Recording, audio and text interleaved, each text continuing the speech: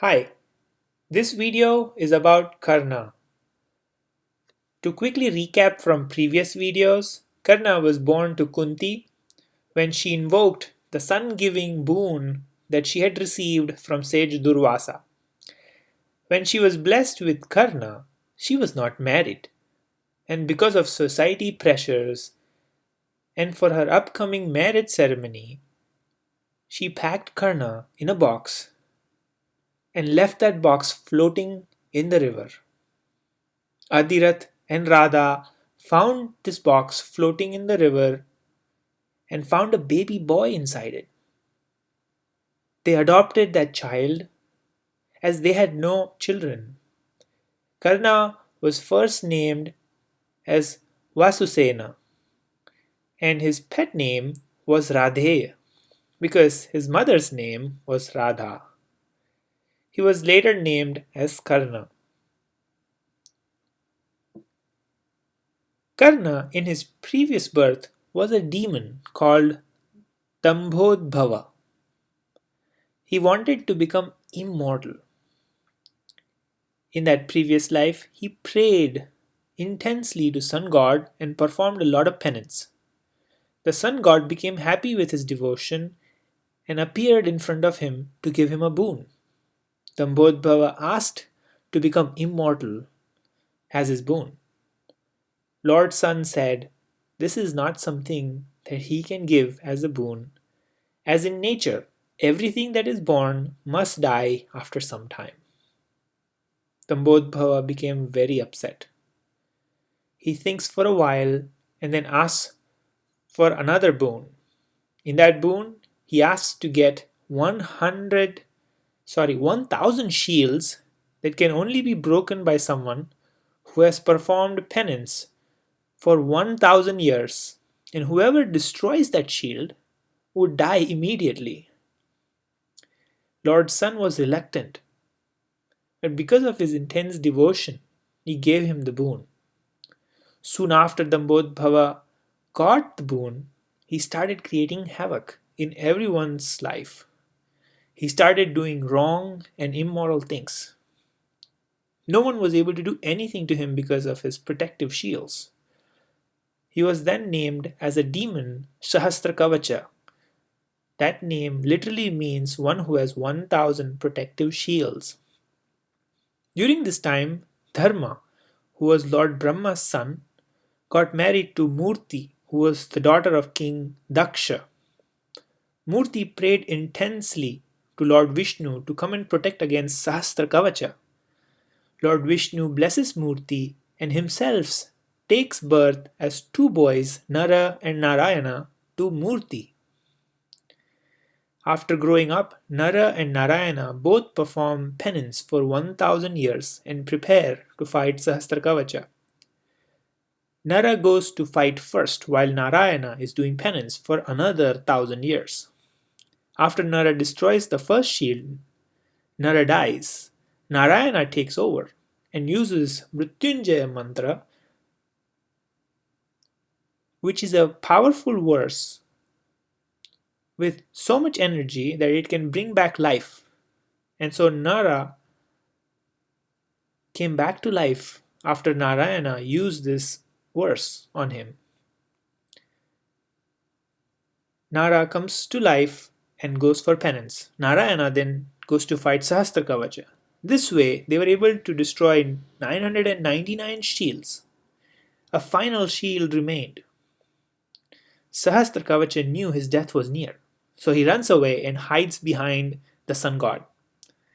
Sun god gives him protection when Nara and Narayana ask for Sahasrakavacha. Nara curses sun god to take birth as human along with Sahasrakavacha because of the protection given to him. In the next life, both sun god and Sahasrakavacha are born in one body as Karna. Karna was thus born with the last remaining protective shield. Now let's look at Karna's life growing up.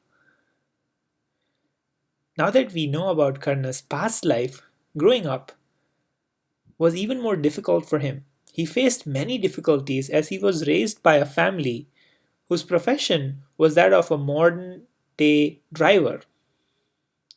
During those days, driver professions was for lower caste people. His father, Adirath, was a charioteer or a driver to Bhishma. During that time, only Brahmana and Kshatriya caste people were allowed to learn the art of warfare in the kingdom. Karna had deep inclination to learn the skill of using a bow and arrow effectively. He practiced a lot on his own and even won some local competitions. Bhishma noticed this skill and also noticed a deep desire that Karna had to learn the art of warfare during one of those competitions. He advises Adirath to have Karna leave the kingdom and go to another kingdom where this skills of warfare could be taught and learned.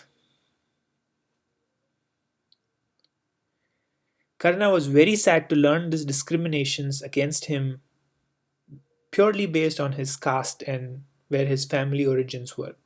He decided to leave his parents to look for a teacher who would teach him. With heavy heart, his parents allow him to go. He first approached Dronacharya to learn the skills from him.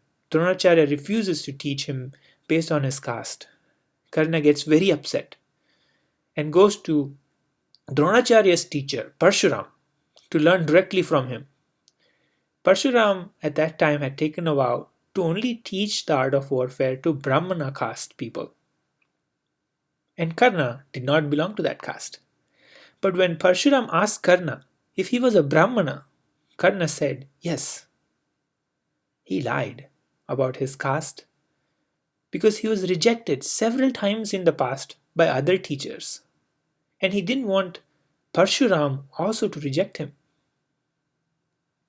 Parshuram accepts him as his disciple and starts the training. During his training, Karna put in a lot of hard work and learns everything possible, all the skills possible from sage Parshuram.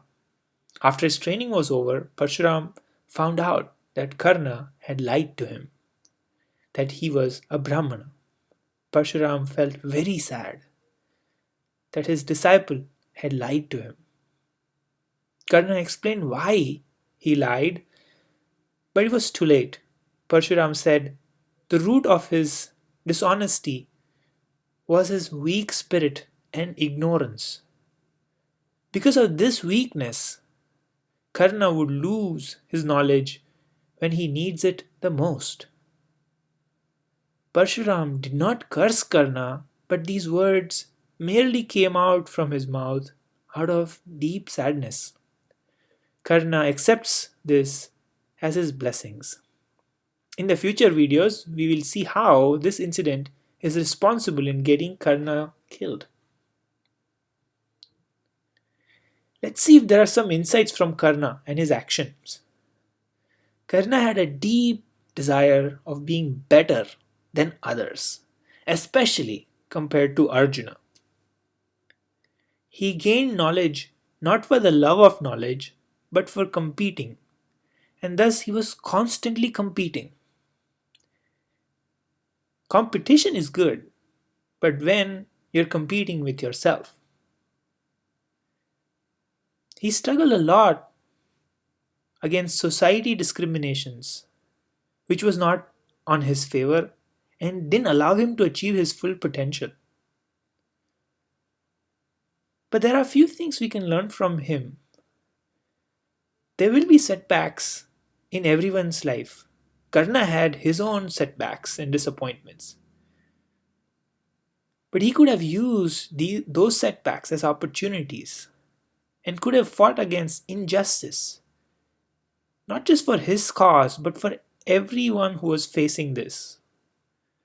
There were many people who were skilled but were not allowed to learn the art of warfare. He could have represented all of them and fought for all of them and used his energy to make a better place for everyone.